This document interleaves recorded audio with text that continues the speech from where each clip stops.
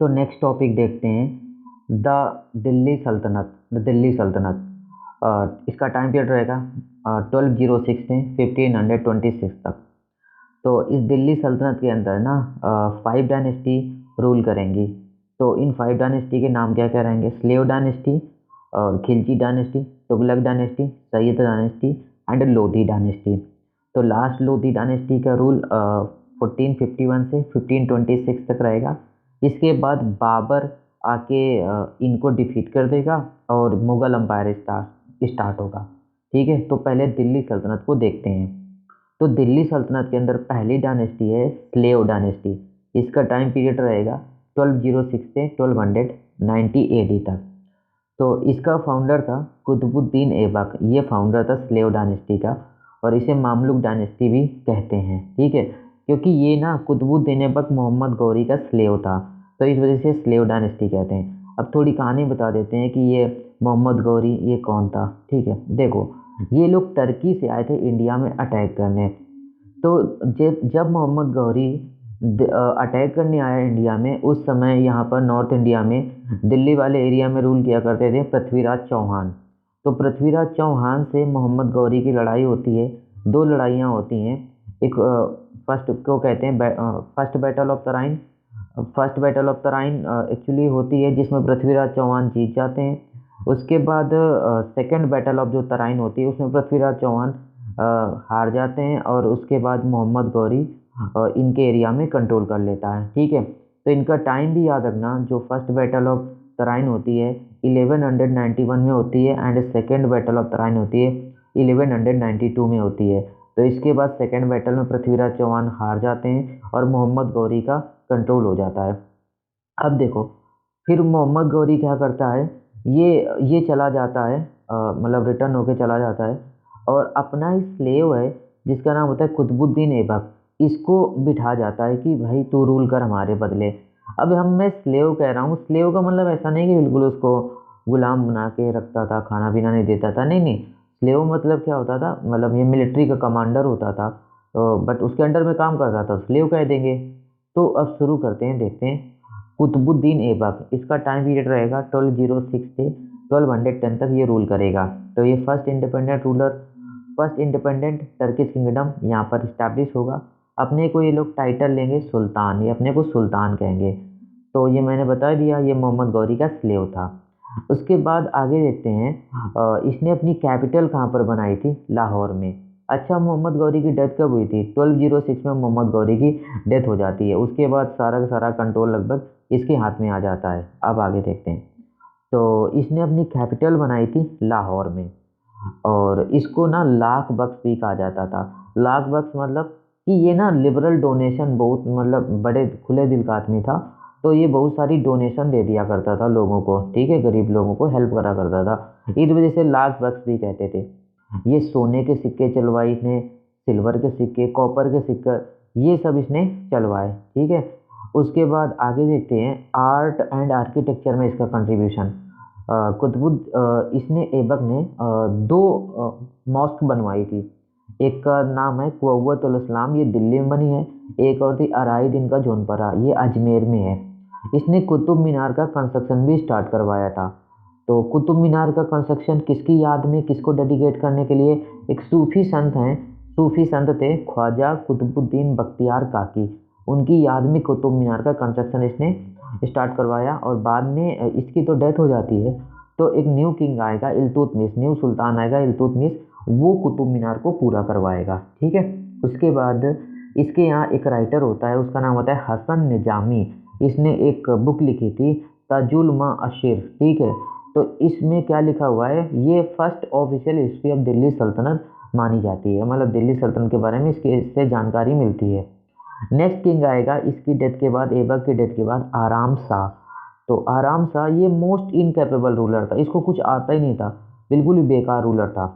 उसके बाद इसको हटाने के बाद ये इल्तुतमिश, ये कुतुबुद्दीन ऐबक का सन इन लॉ था, ये पावर में आ जाएगा। ठीक है, उसके बाद आराम शाह को हटा देगा और इल्तुतमिश पावर में आ जाएगा। देखते हैं, इल्तुतमिश का टाइम पीरियड रहेगा 1210 से 1236 तक। ये इल्बरी ट्राइब से बिलोंग करता था, इस वजह से कभी कभी इस डायनेस्टी को इलवरी डायनेस्टी भी बोल दिया करते हैं। और ऐबक अच्छा, ऐबक के समय ये बंदा, क्या नाम है, इल्तुतमिश, ये ग्वालियर का इक्तादार था, इक्तादार की पोस्ट पे काम किया करता था। ठीक है, ये भी हमें याद रखना है। उसके बाद ये रियल कंसोलिडेटर माना जाता है इंडिया में, ये मतलब मुस्लिम रूल का कह सकते हो, क्योंकि इसने जो कैपिटल है ना, पहले इनकी कैपिटल लाहौर थी, इन्होंने इसको दिल्ली में शिफ्ट कर दिया था। कुछ और चीज़ें देखते हैं। इसने introduced Arabic coinage into India, Arabic coin जो है उसने इंडिया में इंट्रोड्यूस कराए थे। सिल्वर टंका, सिल्वर के कॉइन, एंड कॉपर जीतल, कॉपर के कॉइन, ये स्टार्ट करवाए थे इसने इंडिया में। उसके बाद इक्ता सिस्टम भी इसने स्टार्ट करवाया था। इक्ता सिस्टम क्या होता है कि किसी को राजा या वही सुल्तान कुछ लैंड दे देगा, ठीक है, उसके बदले आप ना राजा के लिए सर्विस करोगे, ठीक है, आप उससे रेवेन्यू हासिल करो और राजा के लिए सर्विस करो, ठीक है। तो ये इक्ता सिस्टम स्टार्ट करवाया था। कुतुब मीनार का कंस्ट्रक्शन इसने पूरा करवा दिया था, जो ऐबक ने स्टार्ट कराया था। इसके यहाँ एक राइटर था, राइटर का नाम क्या है, मिनास अस-सिराजी राइटर था, ठीक है, इसने बुक लिखी थी, ठीक है, ऑथर ऑफ मिनाज अस-सिराज। ठीक है, आगे देखते हैं। इसने ना एक 40 लोगों की एक टीम बनाई थी, उसे चालीसा कहते थे, द 40। ये मतलब इस इल्तुतमिश के लिए काफ़ी डेडिकेटेड पर्सन होते थे, मतलब इसके लिए सारा मर मिटने को तैयार होते थे, मतलब आपने बनाया है तो भाई इसके लिए काम करेंगे, तो याद रखना इसके लिए मतलब लॉयल वफादार होते थे ये लोग। ठीक है, 40 लोगों की टीम, द 40, द चालीसा, याद रखना। उसके बाद जब ये ना अपनी डेथ के पहले अपनी जो इसकी डॉटर होती है रजिया सुल्तान, रजिया, उसको नॉमिनेट कर जाता है कि ये बनेगी मेरे पास मेरे बाद न्यू सुल्तान। ठीक है, तो अब देखते हैं रजिया सुल्तान। तो अच्छा, ये अपने बेटे को क्यों नहीं बनाता है? एक्चुअली इसको लगता है कि मेरी डॉटर ज़्यादा कैपेबल है, इस वजह से बना जाता है, इसका सन इसको कैपेबल नहीं लगता होगा, मे भी ऐसा ही रहा होगा। तो इसने रजिया सुल्तान को नॉमिनेट करके चला गया। जब इसकी डेथ हो जाती है तो रजिया सुल्तान न्यू किंग बनती है, न्यू सुल्तान बनती है। इसका टाइम पीरियड रहेगा 1236 से 40 तक। ये फर्स्ट और ओनली फीमेल रूलर रहेगी दिल्ली सल्तनत की मिडिवल इंडिया में। इसके बाद कोई लेडी नहीं बनेगी, याद रखना। इसने फीमेल जो अपैरल होते हैं, ठीक है, पर्दा सिस्टम, फीमेल स्टाइल में जो कपड़े पहनना, वो सब इसने मतलब पहना ही नहीं, मना कर दिया कि मैं तो ऐसा नहीं। ये मेल स्टाइल के कपड़े पहनती थी, हंटिंग करने जाती थी और आर्मी को भी लीड करती थी। तो अच्छा, ये सब इतना कुछ करेगी तो उस समय की सोसाइटी बहुत ही भाई पुरानी सोच वाली ऑर्थोडॉक्स हुआ करती थी। तो जो टर्किश नोबल्स हुआ करते थे, नोबल्स वही बड़े बड़े मंत्री टाइप के लोग, ये लोग पसंद नहीं करते थे कि एक मतलब औरत ऐसे मतलब पर्दा भी नहीं कर रही है और मेल स्टाइल में कपड़े पहन के घूम रही है, तो उनको पसंद नहीं होता था। तो ये नोबल्स हो गए, कुछ मुस्लिम थियोलॉजियन है, वो इसको पसंद नहीं करते थे। तो भाई पसंद नहीं करते थे तो प्लानिंग करने लगे कि इसको हटाते हैं हटाते हैं हटाते हैं। तो ऐसा ही क्या हुआ, 1240 का टाइम था। तो उस समय एक जगह है सिरहिंद, वहाँ पर एक गवर्नर था, ठीक है। तो इसी रजिया सुल्तान के अंडर में जो गवर्नर की पोस्ट पे काम करता था, तो वो ना रिबेलियन कर देता है कि भाई हमें इनके अंडर में नहीं रहना है, ठीक है। तो वो बवाल मचा देता है, रिबेलियन कर देता है। तो इसको कंट्रोल करने के लिए रजिया और याकूत, एक रजिया का दोस्त होता है याकूत, ये दोनों इसको अल्तुनिया गवर्नर को इसको रोकने के लिए वहाँ पर जाते हैं, ठीक है, सप्रेस करने के लिए। बट क्या होता है, ये जो बंदा होता है बहुत स्मार्ट होता है, ये गवर्नर वहाँ का, ये याकूत को तो मार देता है और रजिया को जेल में डाल देता है, ठीक है। उसके बाद अब यहाँ पर भाई ये तो सुल्तान है रजिया, ये तो जेल में पड़ी हुई है, तो यहाँ दिल्ली में कौन चलाएगा? तो एक पर्सन होता है बहराम, इसको कुछ दिन के लिए दिल्ली की गद्दी पे बिठा दिया जाता है, टर्किश नोबल्स इसको बिठा देते हैं। अब आगे देखते हैं फिर क्या होता है। ये रजिया जो होती है, रजिया सुल्तान सॉरी, ये जेल से छूट के आएगी। जब ये आ रही होती है वहां से जेल से छूट के दिल्ली, तो रास्ते में इसको प्लानिंग करके ये लोग मार देते हैं, ठीक है। तो रजिया सुल्तान की डेथ हो जाती है। अब आगे देखते हैं बलबन। ये जो एक पर्सन होता है बलबन, बलबन ना बलबन काफी उस समय काफी इनके आर्मी में काफी पावरफुल बंदा होता है।